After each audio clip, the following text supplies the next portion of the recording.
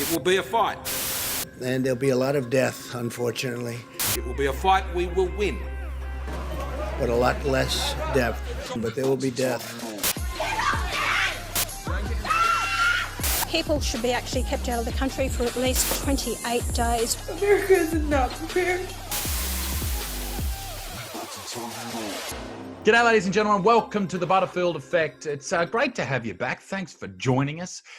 We have a very special individual on the show. And in the 37 episodes that we've done, this guy is up there with one of the most inspirational people that I have spoken to as of yet. He contacted me on Instagram and he said, "Hey, mate, people keep saying you got to talk to the Buttsman." And so he has. And I really want to thank him for his time. It's quite a tale that he has, that he is telling everyone at the moment all about the personal struggles he's gone through and what led him to where he is today. He's received the Order of Australia medal. He's fought for the country, and now he's fighting for something that somehow, and this seems weird to say, but something more close to home than the war effort, if you will, in Afghanistan and in Iraq. And that is the battle against cancer. This gentleman was diagnosed with a terminal brain cancer and inoperable brain cancer, and he saw that as an opportunity rather than a death sentence, an opportunity to get out there and do a lot more with his life than he had done previously. And I think it's... this podcast particularly, if you're going to listen to any of the podcasts that I have done in the past, particularly if you don't know the name of the individual. I know that a lot of the times when I see a podcast, if I don't know the guy's name or the person or what they've done so far, I sort of think, I might come back to that one. But this one right here, this is one that even if you're not familiar with Matt Williams, you should be. You should know who this gentleman is, and you should know what he's up to, and you should know what he's dealing with and how he's dealing with it. And I think it is a lesson for absolutely anybody who is dealing with something tragic, hard, difficult, or tumultuous that is ripping through their lives, or anyone who has faced something like that in the past, or particularly in reality, everyone, because we all will face something difficult in our lives, or maybe we'll face another thing that's difficult in our lives, or maybe in 20 years we will, and you'll remember this conversation right here. So ladies and gentlemen, without further bullshitting from the Buttsman, let's jump straight to the big man himself, Matthew Williams. How does one say OAM? Because it's a big deal, Order of Australia medal. How do you say it at the end of your name? Do you put that on coffee orders? What do you do? Like, what do you do? I mainly just do it now to piss off my mates. So every time I log into anything, I just put OAM there. Or if I just say, "Hey, you want to come to the pub?" Just heads up, lads. This is Willie OAM. Like, I hate you so much, man. But Corporal Matt Williams. That's what you go by. That's what I go by in defence anyway. But everyone just fucking calls me Willie anyway.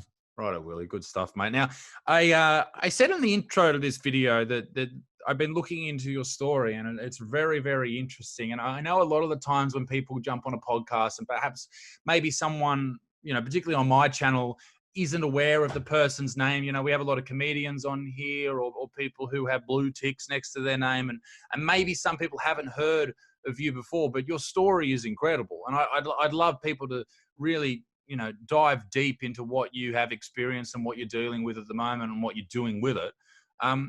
If you had to explain who you are, how would you do that? So I'm a young serving member of the Defence Force who was diagnosed with a terminal illness being brain cancer following a deployment for 9 months to Afghanistan, the Middle East. And since, I've really had to find a new purpose, I guess, now in raising money and awareness for brain cancers that affect children. Yeah. As well as, I put a lot of effort into mental health, because I think a lot of people struggle with things that they shouldn't struggle with as much, or that they could make a big difference on when there's little things, little mistakes that they're doing wrong. Yeah, I know that I've got a couple of mates who have returned from overseas, and losing out on that structure is one of the big things that I think a lot of people in the Defence Force really struggle with. You go into, I know you started as a rifleman, just straight out of school sort of thing. Is yeah, that 2 days after graduating, I was at Kapuka, which is basic training, still Wow. bloody hungover from grad. So basically, you went from and to my point, you went from school, the bell goes, period this, period that, and you go home to Kapuka, and you're up at this time, you're in bed at this time, breakfast is this. What does that do when you come out and you come back from a deployment and you're just sort of on your own? You're in your own free will. You can do whatever you like. Well, that was the weirdest thing, man, is it's like boredom in many ways. You're like, oh, I'm used to working 24/7 and having something on the go to, what do you mean I can just get in my car and go to Coles? Yeah. My base, where I wasn't even considered a base. It was too small. It was a camp. It was, tens of meters one way and just over 100 meters the other way. So it was tiny. And of course, you can't just walk out the base into Kabul in Afghanistan and go get groceries. Yeah. It was that sense of freedom again of like, oh, Jesus, in 24 hours previously, I was here doing this and I wouldn't look over the fence without my helmet and body armor on. And now I'm just at home sitting here, hanging out, going to the shops, getting ice cream.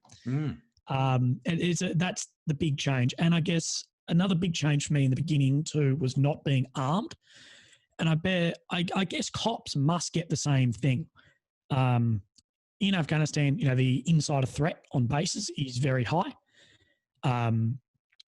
And you have a pistol on you the whole time, or your rifle. It doesn't matter if you're doing deadlifts at the gym to you're in your bed and your rifle and pistol is, in bed with you or on your bedside table-ish thing, whatever you've got. And well, if you've got your pack lying there, you might have your stuff on top of it. Yeah. You are armed the whole time. Really? And I remember, whether you're in the base, at the gym, anything, you've got a gun on you. So how does one, because I know when I'm at the gym and if I'm doing deadlifts or, rack pulls or something, I like to take my phone out of my pocket. I don't like anything in the way. How do you go with a pistol on you as your sidearm there while you're doing deadlifts? How does that affect the lift? Yeah, so normally I'd have, you might be able to use it as a lifting belt. But normally we would take the holster and pistol, because the holster protects the pistol from really being accidentally fired. I guess it covers the trigger and everything. So a lot of the time we'd walk up there just with our holster and pistol. And, where you put your phone on the ground before doing bench press, you put your pistol with it. And as you walk to the next exercise, you grab your phone and your pistol and walk over and do this. But you to be within arm's reach of a weapon the whole time. And there's no exception to that. Of a loaded weapon ready to rock and roll. And I guess that's a bit of a learning curve coming back. You're like, you go to a club and you might feel, you're not in crowded areas like that over there. Yeah. And you might feel a little bit just on edge. And being a right-hander, my pistol sat on my right hip. You'd always feel the holster and the pistol on sort of your right forearm when you just have your arms by your side, and not feeling that was a bit of, oh shit, I'm pretty fucking vulnerable here without that. Right. Because, I'm a little dude. I'm not very big and, I wouldn't trust myself that bad, that much hand to hand. And it's one of those weird transitions that you're there and your first line of anything is to unholster that pistol. And you come back and that's not with you anymore. You're like, oh, I feel a bit fucking naked. Almost like a bit where you pat your pockets where you can't find your phone and you freak out for a couple of seconds to find out where it is. Yeah. You see that happen too. Guys leave their pistol in their room and they're at the mess, like, oh, fuck, running back to find it or something. But, that happens, but that's just part of the gig. So you're in Kapuka as 18 years old, maybe nearly 19. Yeah, 18. 18. How long is basic training? I think it's a couple of months, right? It's changed now, but when I was there, it was dead on 12 weeks, so 80 days long. Okay. And it was hard. It was, it's probably the easiest military stuff I've ever done, as far as none of the standards are that high. Yep. Your shooting scores and your fitness scores are low. It's basic training, like it's in the word. But that change of mindset from fucking around at school with your mates, getting on the piss wherever and, cruising down to Wagon School and going to Subway, you're in a grown man, you're in a grown-up's fucking world. Like, it is his way or the highway, whoever the corporal or sergeant is, and you haven't learned. Like, a lot of guys might grow up being, a bit scared of their dad really being the authority figure. But I can guarantee you, your dad's not going to, at least mine, isn't going off like they will. It's not 6 a.m. till 10 p.m. every single day. every day. Yeah. No exception. Going in, making your bed perfect, and then throwing it up and going, what the fuck, get here. You have 7 minutes to go, shower, shave, be back, blah, blah, blah. Like all day. And that changed for me being a bloody bold dickhead at 18. That period of change was massive. And the reason, and I hated Kapuka, and I still do, but it is so important for young men and women, particularly a lot of women find it easier. I think they are more probably disciplined in everyday life than young men, and almost easy. They find that changeover easier to do, whereas some young blokes like me just stuck in your ways like you wouldn't believe. And this corporal or sergeant has 3 months to turn you from 18-year-old Willie fucking around with his mates at high school to being able to deploy into Afghanistan, Iraq, or anywhere in the world, kill or be killed or do whatever. And they've got 12 weeks is not long to change someone from an average young civilian to a soldier that we all look up to be earning the name of a digger. That was going to be my question was, you were in, how many years after basic training were you in Afghanistan? So I did basic in 2014 and then early 2015, and then I was in Afghanistan in 2017. Okay. So a 3 year and a years. half, 2 years. That's Yeah. crazy. Like to go from, as you said, a kid who's thinking about wagon school and all that type of shit. And as we all were at that point, and some of the listeners may be in that moment right now where you don't realize how good school is. Like you just get up, you're just doing your thing. You know, a lot of people have a shit time at school, but I had a good time there. I enjoyed it. To go from there and then 3 years later, 2.5 years later, to be in an area where, death is around every corner. It is a dangerous environment to be in. That's where basic training has been, well, I guess for the military, has been the go-to to change that mindset, to go from a civilian to a soldier, to go from someone who... Sorry, go on. Sorry, you go. To go from someone who's fucking around to someone who is as you said, ready to be killed or kill. Fucking oath. Australia, thank God, is in the world at the moment, no matter what you think is going on, is really a more peaceful place than it's ever been. Absolutely. In regards to war fighting. Yes.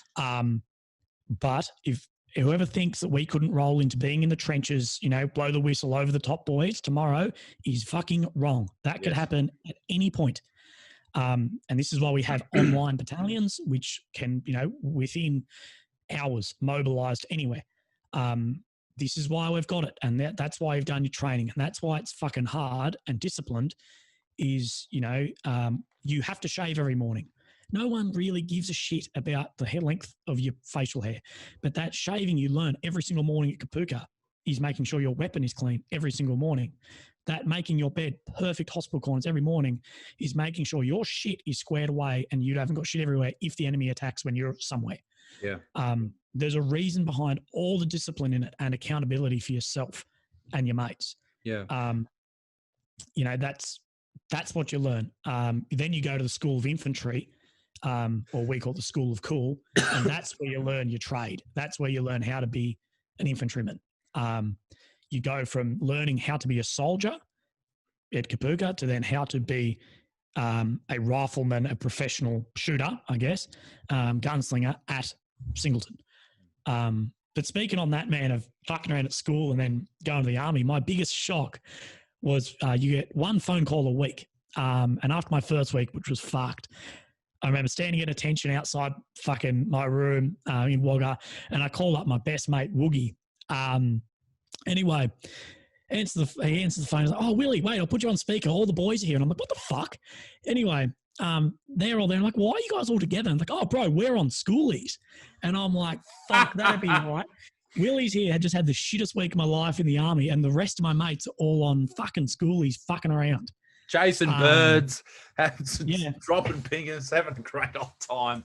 And you're there doing push-ups in the mud. But I don't regret it at all. It made me who I am, I guess. And without it, I still went through this same bullshit cancer journey, then I wouldn't have bloody survived it this far at least. Yeah. And I mean, well, let's talk about the cancer diet. I'd like to get back to Afghanistan at some point. I'm fascinated with that, what it's like to wake up in a war zone every day. And perhaps I will say this. I was thinking this before whilst you were talking, was on the topic of this could turn to shit at any moment. That's why I'm always as positive and as I try to commend people who are in the military, and I always say thank you for your service. It's the same with police officers, because at any point this could turn to shit. And the people who you complain about or say, you know, they're just over there killing people, or police officers are doing this, and this, they are the people that will protect your life if something horrible happens, and that could happen at any point. And that is the point of human history. Like you talk about the what's we're 7 seconds to midnight on the doomsday clock, like the worst it's ever been. You know, this could turn to shit at any moment. So I think it's always important to remember that we're skating on thin ice everywhere we go. Yeah. It's one of those things, the respect for servicemen and women, and that extends into our emergency services. They're the ones who sacrifice, their own shit for yours. And that doesn't mean in Afghanistan getting killed or in wherever. That just means they work longer hours than they're bloody paid for. At some point, they have signed a dotted line to give their life for the country. And you know what the country is? It's fucking me and you. And Sally next door and Kate up the road and all those. That's who Australia is. No one gives a shit about the sand, bloody wherever. It's you and me and everyone else. That's who they've signed away their life for, whether it be emergency service, servicemen and women, whatever, and bad shit gets pulled up out of the mud and you hear of one or two incidents.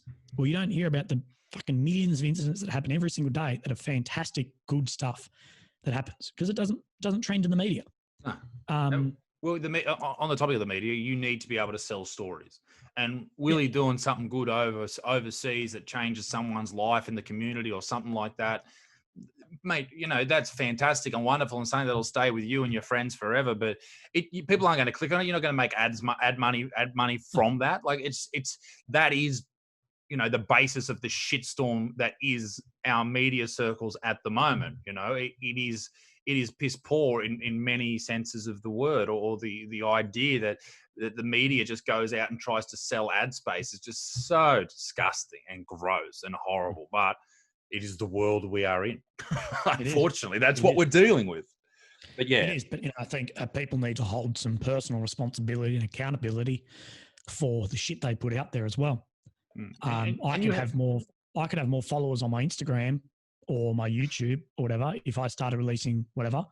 But that's bullshit. Have some fucking self-respect and some accountability, that if you put your name in an article that's just fucking bullshit and it turns out to be bullshit, you should be on the fucking chopping block. Yeah. It's fucked. Yeah. It's it's every day. I know guys who live in fear of what if they pull this up, what if that, and they've done nothing wrong. It's one of those things. Yeah. And I when I make a video, I always, or I read something on the news, I'm very, very cognizant of thinking, okay, is that correct? Are they using the right figures? Okay, they've got these figures. I know yesterday they said about the coronavirus in America killing X amount of people, and it's the leading cause of death. But I know that in those particular places in America, that every single person who died from Alzheimer's, if they also had coronavirus, they would be a coronavirus death. So I don't sit at that and say, no, the coronavirus isn't hurting people. Obviously it is. I sit there and I go, okay, can we trust every single thing you're hearing? And I consistently and over my entire life have come to the conclusion that no, you have to do your own research. You have to sort of figure these things out for yourself, because the stuff that we are being fed, and people stop listening to you when you say, oh, you can't trust the mainstream media. You go, oh, you're a conspiracy theorist, or you're full of shit. But it is just so true. But people shouldn't live in fear like that. Fear of getting cancelled. But there's also a point of, you shouldn't be afraid to fuck up, but you need to take responsibility that, hey, look, I used this statistic and I was wrong. Sorry about that. This is actually what it is. I've been informed. Whatever. No one should be in fear of fucking up. Everyone fucks up. No one's perfect. But I never see, I see very, very rarely, particular larger corporations, I will say, coming out with that. And they'll just, it'll untrend eventually. Yeah, we got it wrong. It doesn't matter. Who cares? We made the ad money. People clicked. Who gives a shit? And that's gross. But anyway, we could talk hours about how much the media. Yeah, no, that's sucks. right. But let's talk about when you returned from Afghanistan, and you went to the doctors. Why did you go to the doctors that day? Yeah, so I returned from Afghan, and then we get paid pretty well. For young diggers, we're paid very well over there. We really are. So then I travelled Europe for about 5 or 6 weeks. Didn't get up to any mischief at all, which no one does over there. As a young bloke on Kentucky, nothing happens. Go to church. You didn't spend time in Amsterdam, did you? No, none of that. Oh, mate, what a beautiful place. Anyway. Anyway, I got back. In my first week of work, I just had a headache I could not fucking get rid of. And I was taking codeine at the time. Anyway, this was early February 18. What were you taking codeine for? For the headache, to try and alleviate something. That was the same week that codeine became a prescription drug. Whatever it was became prescription. So I was like, I'll go see a bloody doctor about this. I'll just hold off. I'll just stop taking it. See what I can do. Yeah. Anyway, like Friday came around and I see my section commander. I'm like, hey, look, mate, I can't do fucking PT today. I'm fucked. And he's like, he would know that I'm not someone really to miss PT. I just grind through it. Then I did a couple of skydives on the Saturday, and then rang up Sunday like, look, I can't jump. I'm in bed. They all just assumed I was hungover and skiving out of jumping. But then I rang my corporal on Sunday. I was like, hey, look, mate, I'm not going to do PT Monday either. My head's fucked. And he basically just came back with, look, Willie, I had a mate die of a brain aneurysm. It's not happening again. Tomorrow morning, you got to go straight to the medical centre. And if you don't, I'll drag you up there myself. Anyway, went and got a CAT scan. Then the radiologist basically rang me and was like, look, I'm not your doctor. I can't actually tell you anything, but you need to go see him right away. Pretty much walked back into work that Monday afternoon after my CAT scan and had an MRI that same afternoon, booked already. A couple of days later, saw a neurosurgeon, got a pre-diagnosis, which without cutting you open, they can't really tell you what it is from a pathology, but they can have a look at the density and size and all that sort of piss. And yeah, it sort of went from there. I was on, getting a hospital table to get a biopsy taken out of my head to see exactly what the tumor was. The funny thing was in this, I mentioned to one of my doctors at the time how bad my shoulders are aching. I went and got some dry needling and some physio, and my fucking shoulders were causing the headache, not the tumor. Right. I'd hurt my my traps from wearing, because we wear body armor all day over there if you need to. And being a crew commander of convoys in vehicles, armored vehicles don't have fucking much room in them. They're not an S-Class Mercedes. So you're sort of hunched over in there in your body armor, and it had caused tears in my traps. And that was causing the headaches. But by chance, through that, we found this bloody thing in my head. Wow. Yeah. That's one of those stories where you just go, like, where would you be now if you didn't have that headache from your trap? I don't know. It crazy. can play in your mind. Would I just be doing my thing? Would have it, not caused any issues? But I guess one of those things you got to think, because people ask me that, I'm like, yeah, but I did find it. You can fantasize about shit, or I fantasize about driving a Lamborghini every day of my life. Yeah, but I think it's a good thing. Yeah. It's good that you found it. I mean, you've done fucking oath. Everything that I've read about you've done since that point has been so positive. And do you think you become more of a positive person since that diagnosis? I'm a better person for it. I remember coming out at a conference I was speaking at, and my opening line, which was, the best thing that's ever happened to me is getting brain cancer. Yeah. And in many ways, except for the dying bit, except for that, it is the best thing that's ever happened. It's I don't want to use the word enlightened because then I'll sound like a fuckwit.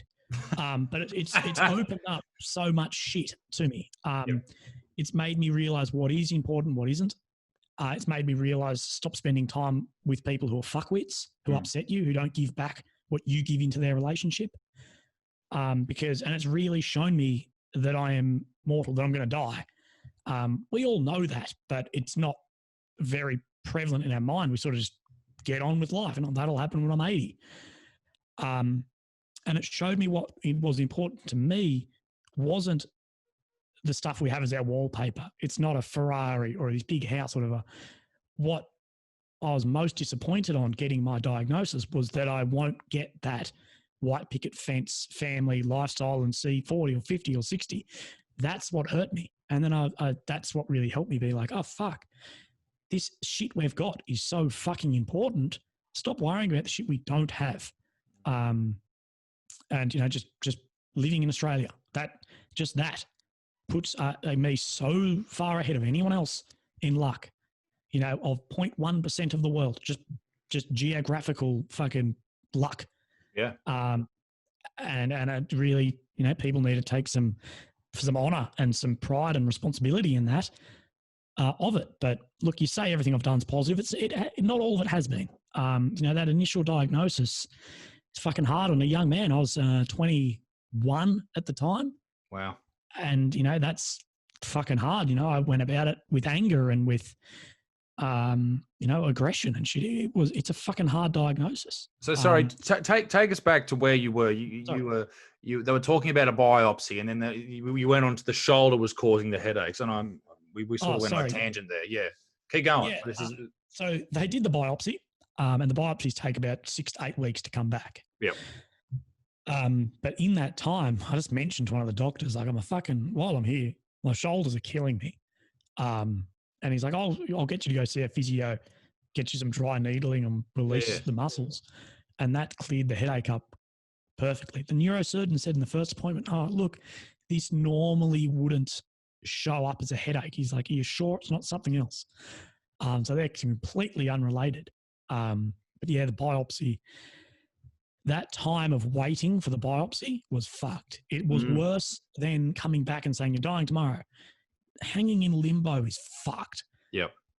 It's the worst thing. And I went in to get my results and we forgot to do this one. There was a fuck up in the pathology. It's going to be another 2 weeks. And I just dropped my fucking show bag, man, and I was fucked. It's a hard thing, bro. I got the official diagnosis on my 22nd birthday in March 10th. So yeah, that couple of months was fucked. I wasn't who I am. I wasn't who I used to be, and I wasn't who I am now. Nothing prepares you for that. That's not something that you're trained to do, or you learn how to do at school, to deal with death being on the doorstep, for lack of a better term. Well, this psychologist the first psych I saw talked me through this when I was struggling. And he said, like, Willie, you're not a bucket list guy. You've just done whatever you've seeked out to do. You join the army, you skydive, you scuba dive, you do all this bullshit. You're one of those, you'll go and do it. He said, you need purpose. And I needed to refine the purpose. But he also went on to talk about trauma, because he said, oh, you've got PTSD. And I was like, no, I don't. PTSD is from getting blown up in Afghanistan. Or something. Yep. He's like, no. He said, it's traumatic. It doesn't matter what the trauma was. He said, what do you do if someone shoots at you? I said, oh, well, get on my guts, crawl, run, shoot back, do whatever. Okay. What do you do if you get blown up? Oh, this. What do you do if I've lost my leg? Oh, put a tourniquet on. He said, has anyone ever taught you anything about or lessons on you walk into a sterile doctor's office and get told you're dying? And that's when it became true of, holy fuck, the most traumatic thing that happened in my life wasn't any of that shit overseas or the day-to-day. It was nothing ever prepared me for going into some white bullshit doctor's office and him being like, hey, mate, this is what's going on. This is what we think. And that honestly was the most traumatic thing that could have happened to me, because it's such a cold-blooded fucking thing. It's not, you're in combat, someone shoots you, you go down and get killed. It's one of those cold-blooded fucking, may as well put a gun to your head and put you on death row. Now, this is not this in the same vein, but I was in a similar situation with a strange health diagnosis, one that sort of come out of the blue. I was having these problems with these. Eventually, it's diagnosed as some form of frontal lobe epilepsy. But around my 21st, I was probably 20 at the time, I started to lose control of my head. It happened maybe once or twice a month, and my head would turn like that, and I'd go blind in this eye, and it'd just be a weird thing that happened for about 10 seconds. I'd remain conscious, all that type of stuff. I played footy at the time. If it was a big ricochet of the head or whatever, that's when it would happen, because for whatever reason, the misfiring of the neuron just freaked the brain out, and it went into sort of shutdown mode. So anyway, I go to the doctors on my 21st birthday, and the doctor says to me, mate, I think you've got this disease. And I said, Doc, what's that disease? He said, you know, people in wheelchairs who are, they're stuck, they can't move, and they're out like that, arms extended and all that type of stuff. That was my initial diagnosis. And at 21, that just like, I go, oh my God, am I going to die? Am I going to be in a wheelchair in 6 months? Where am I going to be? But to what you said, that gave me the kick in the ass to actually do something with my life. I did my first stand-up set a month later, and I've been putting that off for 2 years at this point. And the reason I did it was I was like, well, I've got nothing to lose. I might die here. I need to do something. So let's do it. Let's get out and get it done. And I went on over time, and I started a ketogenic diet because of it. I heard that it helped kids with epilepsy, so I tried it, and that stopped it. When I got off that diet, I had another one of these attacks. It was very embarrassing, and it was in front of people, and it was a scary situation. And I developed a form of PTSD from that. And it's difficult to say to people, oh, you don't have PTSD. Well, it's a traumatic experience to have this in front of people, and then you're always avoiding it, or you're scared of it. I find that a lot of people with epilepsy are terrified of it happening, because it comes without warning sometimes. And that was a big learning curve for me. I was able to get that diagnosis, have that PTSD. I developed a lot of anxiety and panic attacks from that, things that I deal with to this day. Like my first Australian tour, I was having constant panic attacks whilst on stage. Craziness. But it was the best thing that ever happened to me, because I am a better person because of it. I am kinder. I am a nicer person. I'm more introspective. I want to learn more. I want to be better. And all those type of things. It's amazing how something so horrible can be so beneficial for you and everyone around you. Yeah, fucking oath. It's that kick in the ass to show you what's important, and you don't have all the time in the world to achieve what you want, or at least try to. Yeah, because it's sort of like, and obviously my situation is nothing like yours, but if you have 6 weeks to do an assignment at school, I'm one of those people who would I'd wait until the night before. Like a lot of people. But if you go, oh shit, we got to do it, in 2 days, then you'll get it done. And it's the same if your life expectancy is limited dramatically, and rather than living for 87 or whatever the life expectancy average is in Australia, you might only have, I'm not sure what your diagnosis was given, or the time limit that was given to it. But when it's limited, it's like, okay, let's either we crumble, or we rise and we do something. Oh yeah, and it's very easy to crumble. That is the easiest route. Yes. That doesn't fucking help anyone. It doesn't help yourself, for fucking sure. Yeah. You got to get on with it. The world doesn't stop. And I think that the two hardest lessons to learn in something like this is the world owes you fucking nothing, and the world won't change if you're not fucking here anymore. Yeah. And I remember being like, this is so fucking unfair. I couldn't watch the news or TV because I'd see a 50-year-old pedophile arrested. And I'm like, but you get to at least live in jail. I don't even get that opportunity to get to your age. And you're a fucking scumbag. I've done only good my whole life. And that realization of I'm owed fucking nothing. Hard thing to come to terms with. Best thing that you'll ever do. Being no, you owed nothing. And the flip side of that, being the world will just keep fucking spinning without me. I remember sitting at home all fucking depressed and shit. And the bin man come pick up the bins and every week. And I'm like, he wouldn't know if I lived or died. He's going to come and grab the bin the same fucking time every week. The postman's going to put shit in the mailbox, and the sun's going to come up, the moon's going to come up, and this and that. You're not that fucking important. You are the most important thing in the world to those around you. And that is a very important thing to learn. that all we have in the end is each other. But if you think you're the fucking center of the universe, you need to get fucked. Yeah, 100%. You're not that fucking important. You're not owed anything. I get this a lot. If, for example, you watch people like on Married at First Sight, you'd look at some Instagram celebrities, those type of people. You hear this a lot, and I hear younger people using it a lot, is I deserve this. I need, I deserve this. It's my time. Man, like that pisses me off to no end, because you don't deserve shit. All right. If you're not willing to put in the work or change something or be better or be different, you won't get anything. You just won't. Life's not fair. And that is how the cards are dealt.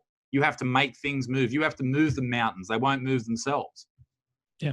Yeah. And it's a hard realization. Suck it up. Look in the eye. You just sit around pondering bullshit.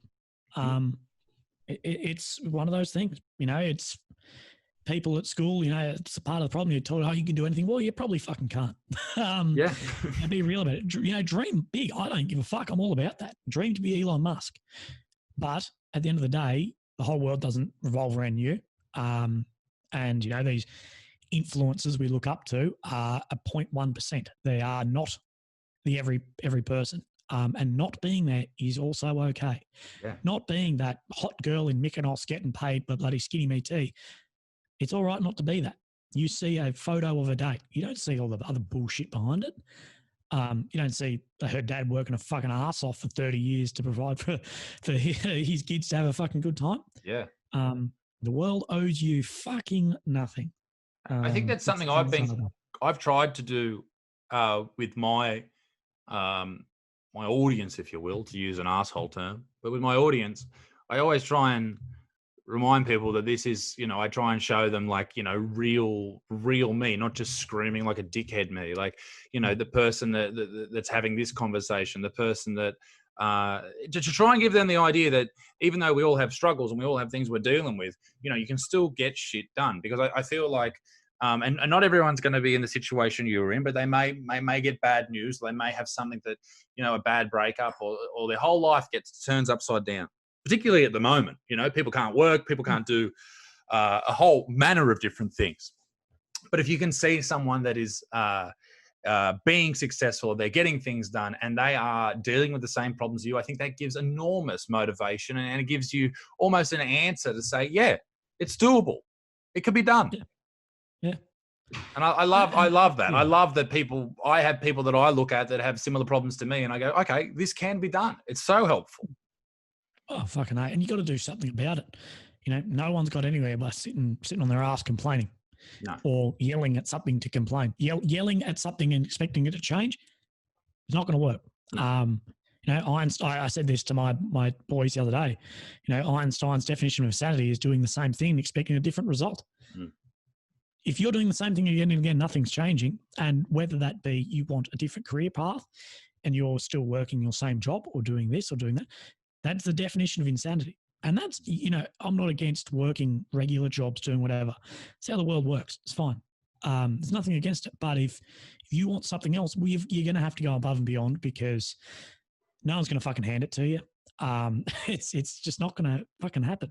And I see it with the influencers that I know. Like there's some people that I know that have never had an actual job, and they treat this like it's always going to be there, or I don't need to work for it. And they will be the people who will fail. They were the people who disappear because, I worked the jobs. I dug the holes. I spent time on building sites and pulled shit down and breathed weird shit in and all that type of business. I cleaned shit off a toilet floor, for female toilet floor at a pub once. That was fucking horrible.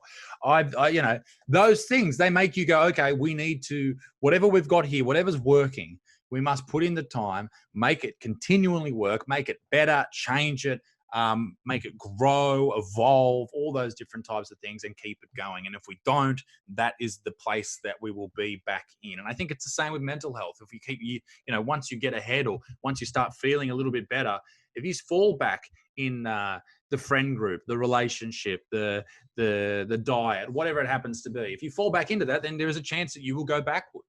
And to your point before about dealing with the dickheads in your life, man, I think there are a lot of people right now listening to this that are surrounded by the biggest assholes that they will ever meet, particularly if you're young. Like there's just man, I've cut off so many people in my life over the last 6 years, and I'm so much better for it. Yeah. Oh, same. I remember when I was struggling, man, couple of, like, probably 3 weeks into my diagnosis, I was talking to a girlfriend at the time. She's like, oh, you need to know that not everything's about you. Like, you know, we all have our own shit going on. And I'm like, fuck you. Yeah. The shit you have going on is you can't be fucked going to work at Macca's. Like, at least just listen. And I haven't spoken to the fuck person since. Cutting some people out of your life, fucking, it'll make your world a lot better. And don't think you can't do it. You can fucking do it. You can do it to anyone. Man, I've done it over little things. Someone says something one day and you just realize, okay, this is who this person is. And they might have been a friend for 10 years. And all right, see ya. Because you're not, you know, when I started doing stand-up, people were like, oh, what are you doing that for? It's such a waste of time. Just get a fucking job. Nah, see ya, fuck off. Yeah, and you'd get it a lot more than me, the tall poppy syndrome bullshit. Yeah. And it's like, particularly with me, I'm like, fuck off. You know, people know me a little bit because I went through cancer and chemo I did chemo for 13 months and I was all fucked up. And, you know, I have a few people following me for some shit and, you know, a little bit of very minor success here and there that's never earned a cent off. It's just free shit. And you've got tall poppy syndrome about me, fine. You can have what I've got and you can take my fucking tumor. Fuck off. I bet. You couldn't be fucked doing something. I just think, how fucking selfish is that? Yeah. You'd rather have my tumor and 20,000 followers than just be yourself and perfectly fucking healthy and live to 85. Yeah. And people don't see, like, with myself, if I go back down the pub down the road that, you know, I've been going to since I turned 18, you know, I run into my old mates and you know, how's the comedy going? And some are really good about it. You know, they're like, oh man, great to see you doing that. And other people are just shitty and carry on like fuckwits and you're not funny, you're not this. I can't believe people come and pay to see you. And like, you know, you can think that, man, but also suck a fucking dick. Yeah. That's my thoughts towards them. Yeah. Fucking oath. Like it's just a thing you'll cop off idiots, but they're just not big enough to see the picture. So it's just part of that thing. Yeah. It's a part of getting older as well. I think a lot of the younger people, they need to keep all their friends because they see them every day. Whether it's at uni or at school. And then when you get older, it's just like, yeah, whatever, you know, your best mates you might not see for 2 years and then you catch back up and it's like you never left each other's side, you know, and I think that's a really important thing to have as well. Your best mates, man, the one that, you know, the one who's just there, you could be not talk for 2 years and you catch up and, fucking talking shit and calling each other dickheads and everything under the start. And that's just that. And they don't give a shit they wouldn't give a shit if you were some fucking shit stand-up who wasn't funny and had no success, and they also wouldn't give a shit if you were the most successful stand-up comedian and had millions of dollars and drove a They don't give a fuck of the in-between. They like you for who you are. Yeah. I remember one of the guys I used to live with, him saying, I don't actually follow you on socials because you're not that to me. You're my mate. I'm your mate, not your follower. And I'm like, fuck, that stuck with me because that's how I refer to anyone who follows me, I guess, on media is you're my friends. You're not a follower of mine. Who the fuck am I to think that I'm better than you because of a blue tick on it? Fuck off. Yeah. That's why I set aside about an hour every day to reply to that day's messages for everyone. Because I'm like, who the fuck do I think I am for someone to send me a message and me not reply to them with something? Just if someone walks past me in the street and was like, oh, hey man, my mum's been diagnosed with cancer, would you just fucking snob them and walk past? Fuck no. Stop and have a conversation. Put in fucking like mutual effort into that conversation as far as, well, they wrote, you know, about this, I'll write to the same degree of effort they put in, I'll reply. Yeah. I guess that's where we differ because I think I'm far better than all my followers. And I struggle to reply to some messages because sometimes it's just a 12-year-old kid saying, fuck vegans. And I don't know what to say to that. But I know what you're saying. You're a good man. I'm fucking savage back to some of my followers. So when you were diagnosed, if we could just go back to that, What diagnosis were you given, and how long? What did you face there? What was the life expectancy that in that terms? So it's an oligodendroglioma is the long word of the type of tumor in the brain. Yep. On my front left lobe of the brain sits on my motor strip. Now, none of the doctors actually gave me a life expectancy per se. They will say to you in these words, if you Google it, it'll say 5 to 7 years post-diagnosis. But they follow on to say, yes, but that is an average of everyone. Yep. And that's an average from people who are 6 months old to people who are 85 years old. It's also an average that takes into account those age groups. It takes into heavy drinkers, smokers, people that do drugs, people that have eaten shit their whole life, and people who have caught the diagnosis odd at different stages. Yeah. They're going to make an average. You have to take in everything. So you've taken in someone that has 6 months to live, but on the other point of that, if you have someone who lives 6 months to get 5 years, you also have to have someone that has lived 15 years. But that's the Google definition. When they say, don't listen to that, you've walked in here, a 21-year-old male who's fit, who eats pretty well. I love a drink, but I'm not a fucking heavy drinker. And, non-smoker, whatever. They're like, look, we wouldn't be confident to give you a time frame yet. But knowing this, a type of tumor like this can be very unstable, and it will change or double in size in 18 hours. Once it starts going, about 18 hours, it can double in size, and it's all fucking downhill from there. Fuck. So at the moment, it's pretty stable. Yeah. But at some point, a switch will flick, and it goes shit very fucking quickly. What is that switch, if I can just interrupt? What is it? Is it like an environmental thing? Is it a cold, a flu, or something, or a stress? If they knew, they'd know. Yeah. But that it will just be sitting there, double in size overnight, and you're fucked. Wow. It is brains in general, bro, are incredibly. We know fuck all about them. Really. And it's a bit. Neurosurgeons are some of the smartest people in the world. They're fucking incredible. The people that do it, fucking incredible. Same with all medical stuff, but the ones I deal with, fuck. And it's pretty hard when you're like, this guy's so fucking smart, and he's sitting with me going, we don't know this, we don't know this, we don't know this. We think this does this because of that, but we have no evidence. And we're like, holy fuck. Yeah. We're running on fucking shit here, mate. We're putting people on Mars in 2 years, and we don't know why I've got this tumor or why it grows or this. But I guess that's unlocking those secrets as to, the money I raise is all for research, is to start unlocking those secrets. And people, although it is for brain cancer research, particularly, I always put it like this.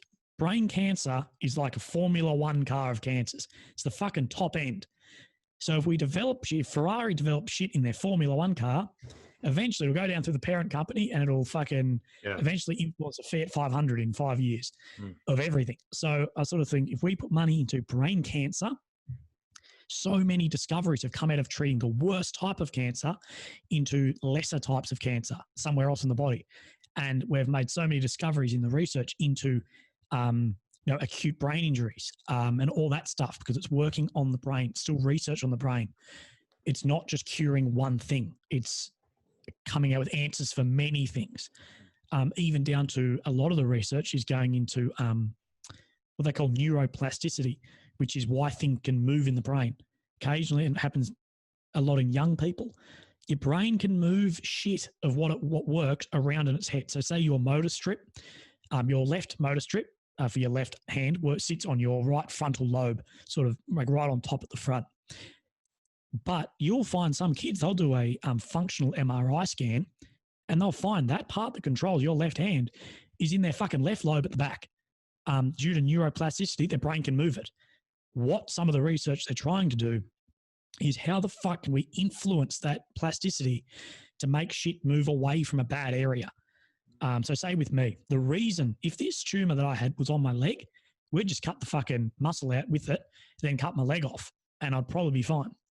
The problem with mine is it sits on my motor strip entangled with good brain matter. And unlike muscle or fat, you can't cut out good brain matter. And we can't cut enough of it out to have a very successful surgery. So it's a very hard thing. And if we can get that neuroplasticity sort of going, or research into what influences it, that will save a lot of lives. And not only due to cancers, due to you've got a brain injury that affects this area, can we teach this other area to do the task that's injured? Do you have any symptoms being so close to your motor strips, to the things that affect how you move? Do you have any symptoms that affect those? To my understanding, no. The surgeons are incredibly surprised that I don't. Right. They are one of them. I work with two surgeons. One of them, she can't believe I have no symptoms. She's like, it's incredible you don't, because it sits on for my right hand, majority of my right hand. She can't believe that I don't. It's not a massive tumor, but it's not small. It's about 43 millimeters by 38 millimeters. So it's a decent sized sort of golf ball chunk. And one of the problems in your head is, it's encapsulated by your skull. So it can't move anywhere. It's all increasing the pressure in there on that part of the brain. But to my understanding, I have no neurocognitive function loss. But this is why a surgery too. I've been offered a surgery. And this lies the issue, and I get a bit of a hard question with it, and people all have their own answers. But I got offered a surgery, and the surgery was, look, we can cut this out, but unless we get more than 95% of it, your life expectancy doesn't change at all, like not at all. If we can get all of it, we can probably give you a couple more years, but there's a really good chance you will have some sort of cognitive issue.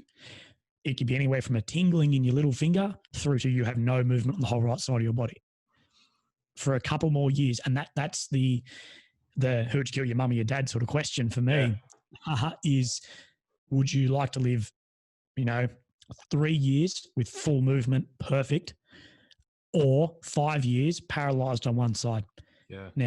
People live incredibly successful lives with paralyzations, anything, of course. I know I don't not take that into account, but for me, as a young mid 20-year-old, it's not worth it for me at the time. So I'm sort of hanging loose and not doing a surgery.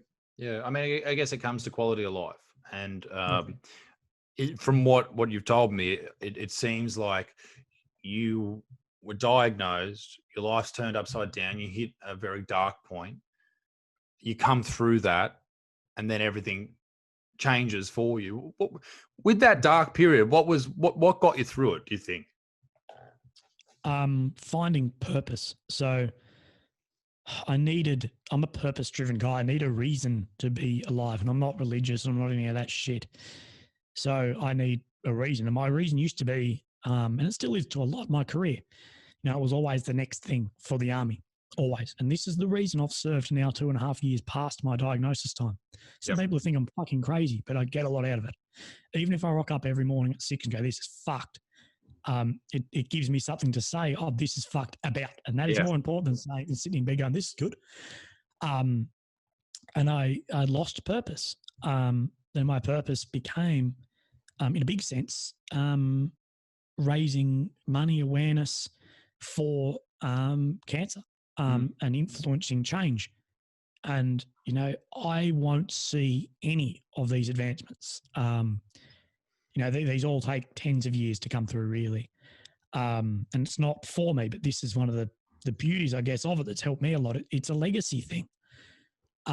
It's leaving something behind bigger than myself. Being part of things bigger than you is always better than just little shit. So being a tiny cog, being a private soldier in the army, being such a tiny cog at the bottom is such a special thing, to be part of something bigger than yourself. And being a tiny cog in the eventual cure or better treatments for brain tumors is such a big thing that I'll take to the grave as something I'm fucking so proud of, because, one day in whatever time, a kid, and this primarily affects younger people and significantly younger than myself.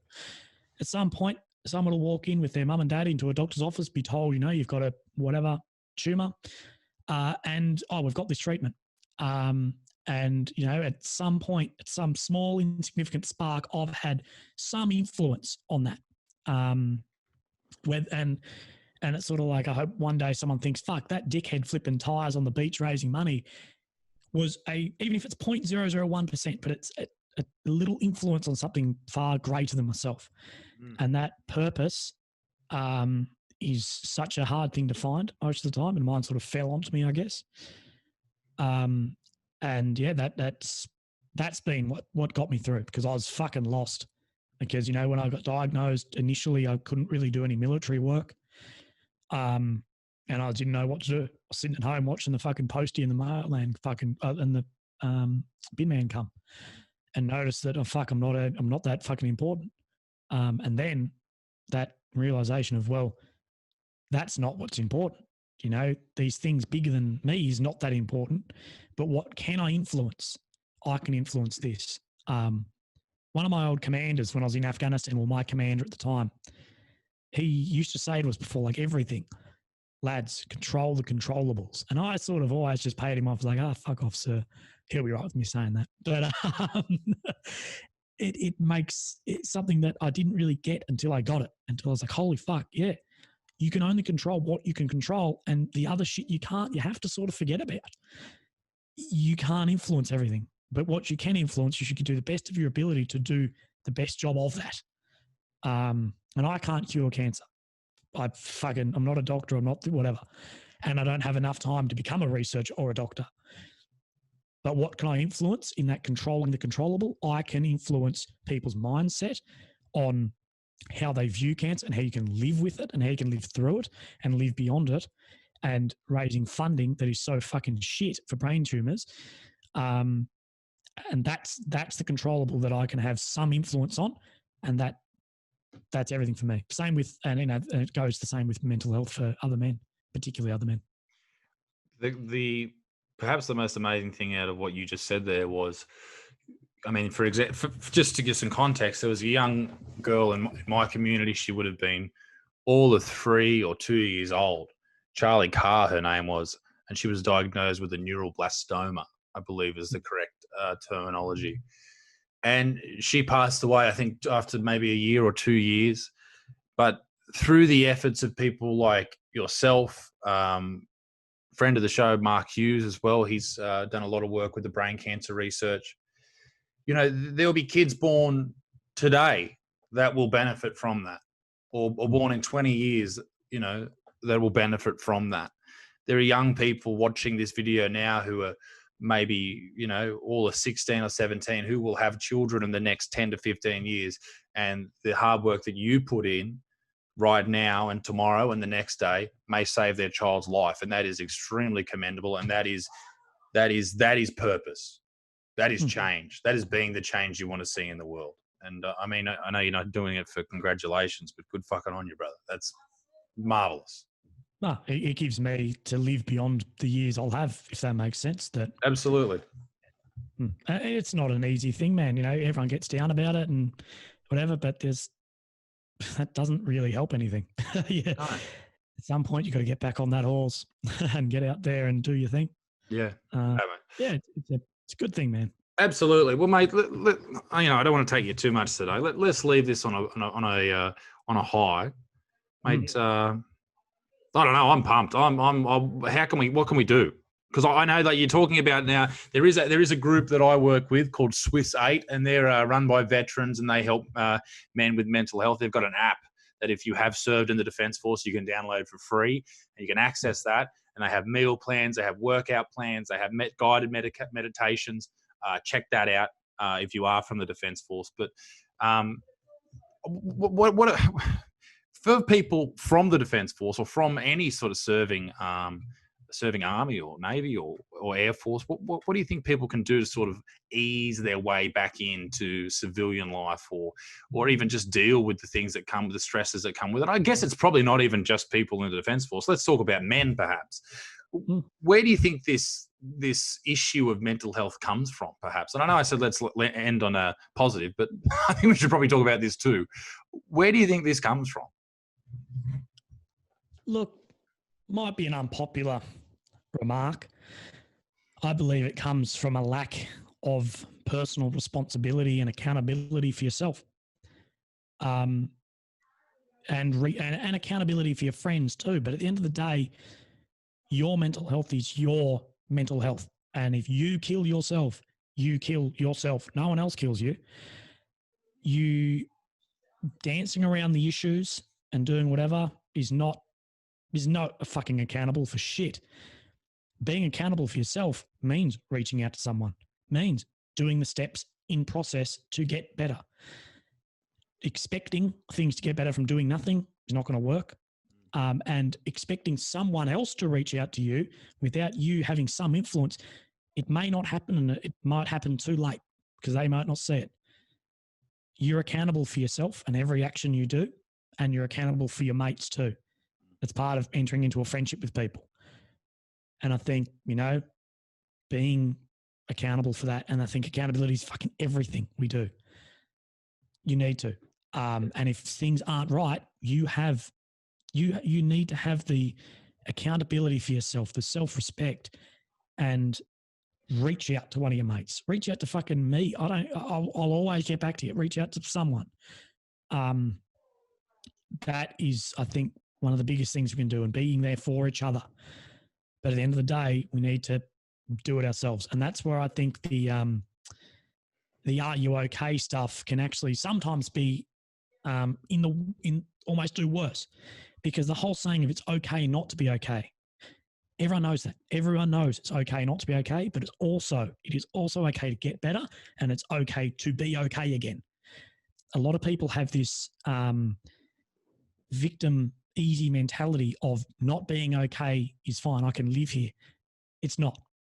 If you're not okay, your number one goal needs to be working towards being better. Even if something has happened where you can never be 100% again, that's fine. But you need to work towards it. You can't just fall down and fucking stay there because it's easier, or you're a victim, or you can use whatever. It's not all right. It's okay not to be okay, but it's okay to get better. And you should always strive to be somewhere where you're happier. And if that means cutting people out of your life, that means changing things in your life, that means whatever it is. Look yourself in the mirror, look at the fucking problems you have. And if you can't change them, look, I can't change mine. I look in the mirror and think, I'd be happy if this fucked off. Well, it's not going to. You look in the mirror and think, I'd be happy if my missus fucked off, or I'd be happy if I didn't have this job. It's not that fucking hard. At the end of the day, it's not worth killing yourself over. I think that accountability thing is massive. That is massive. It took me to say to a psychologist, why shouldn't I kill myself if I'm dying in a few years anyway? And as soon as I said that out loud of why shouldn't I kill myself, then came all the shit I have to live for. Don't look at what you don't have to live for, one incident or one problem or an arrangement of little things. You have so much good shit to live for, and everyone in Australia fucking does. Everyone does. And if you believe you don't, make something too. You're accountable for your own health, same as if you break your leg, you're not just going to lie on the ground and limp around. Oh, I'll go get this fixed. Yeah. Professional help. If you work with them, find someone you like. And my biggest tip with psychologists, psychiatrists, I've seen them all. Find someone you'll have a fucking beer with on a weekend. Find the type of person you like, because you go in there and you want to chat like mates. You're not to treat them like you do. You don't want someone to be treating you. You want someone to treat you like a human, and you need to find someone who you would be mates with outside of an office. And look after yourself and fucking reach out to people. Yeah. I'd rather hear about your problems than your fucking death. Yeah. I think that, and I'm not a religious person either, but I think since religion has become far less popular throughout humankind, people do lose that value of structure or purpose. And it is up to you to come up with your own. You need to make your own purpose in this life, like you have, like I have to some extent as well. And I'm always working, as I'm sure you are as well, on other things to work on and be better at, and make your daily efforts go towards that one thing, working towards one thing or a couple of things. But as you said, with the leg, or even as you said before, if you had your tumor in your leg, you deal with it, get rid of it. And if you have something in your mind, whether it's being down, whether it's being anxious, panic attacks, OCD, whatever it happens to be, it is on you. And I've been the same with the "Are you okay?" It doesn't answer the question. You can run around saying "Are you okay?" and people will lie or say yes or no. Well, what do you say next? What if someone does say they're not okay? What do you do? But it does, like with anything. Like my old man tried to push me to go to uni for years, and I just didn't want to. It's something I might look at in the future, but it has to be your decision. If you want to do something, it has to be up to you, particularly for people like yourself, and I think myself as well. You have to have something, a goal in mind, and then you go and obtain it. You find a way to do it. If you want to get better, you've seen psychologists. I've seen psychologists. I've tried to make myself into a better person. And it's something that I freely admit, because there aren't enough people freely admitting it, because it is still this weird taboo subject. It's the same with suicide. This is why people kill themselves, because they see no other option. And I know how powerful the mind can be, and what a shit world it can make for yourself. You can go from, and I've worked on this with my anxiety problem. Like, you can go from being absolutely fine to being a mess in a matter of minutes. And once you start to realize that, hang on, this is just my brain freaking out for a moment. Let's fucking just go back to, how we were before. That really does help. And I learned that from going to psychologists. It's a scary thing. And that's also a thing with men, is it's like, okay, this is a weak thing to do. It's a weak thing to go and see a psychologist. And that is such bullshit. As you said, if you had a broken leg, you go and get the fucking thing fixed. If your mind's fucked up, get that fixed as well. The most powerful thing a man can be is vulnerable. It honestly is. If you think about what makes a strong man, people might think, oh, muscles and this bullshit. Vulnerability. That is my number one thing I look for in strong men. Yeah. Hey, Willie, I don't know this. I do know this. I think I'm wrong about this. That vulnerability and not being scared of being wrong or being incorrect. That is what, if someone, I did a interview recently about what do you think makes a man? I think number one, vulnerability on things, because you're not scared to fail. You're also not scared to succeed. And you're also not scared to ask for help. It's not being a victim. There's a massive difference between being vulnerable and being a victim. Being a victim is good for fucking no one, and fucking we'll see where it takes us all the fucking time. It's always bullshit. Yeah. There's only one time I play the victim card with my tumor, and it's to get the boys to the pub. It's fucking every couple of fucking weekends. It'll be like, hey, man, you come for a beer? Like, nah, Willie, I'm fucking a bit tired, man. I'm like, well, I don't know how many more Saturdays I've got. It works a fucking charm. That's when you can cash in your victim card. Yeah, But, fucking oath. Fuck off with it. Oh, mate, I tell you what, you've got a great story and you're doing great things, brother. And I really much appreciate your time to come on the show. And if anyone out there, and I encourage you to go and follow Willie as well on his Instagram. If you can give some plugs for all your socials where people can find you, that'd be great. Yeah, well, it's fucking easy to find me. It's Willie Beating Cancer, pretty much fucking everywhere. Primarily, Instagram is my main one, but I also have a YouTube where I do longer talks about particularly mental health and issues in it. But also, I've had such a blessed career in the Defence Force. I do a lot of talks about getting in and little questions, and also I'm happy to reply to any weird questions about getting in or whatever, because I've had a great career. But yeah, I honestly encourage you not only jump across and follow me, but even if you don't follow me, come message me. Let me know who you are. If you need help with anything or whatever, reach out. I'll get back to you. Beautiful. Well, thank you very much, brother. And all those links will be down below. Ladies and gentlemen, thanks for joining us today. Be a good motherfucker. Peace in the Middle East, bit extinct. And I will see you all very, very bloody soon. Any closing remarks? Oh, fuck knows. I don't know. All right, fuck off. Have a good day. Toodaloo. Bye-bye.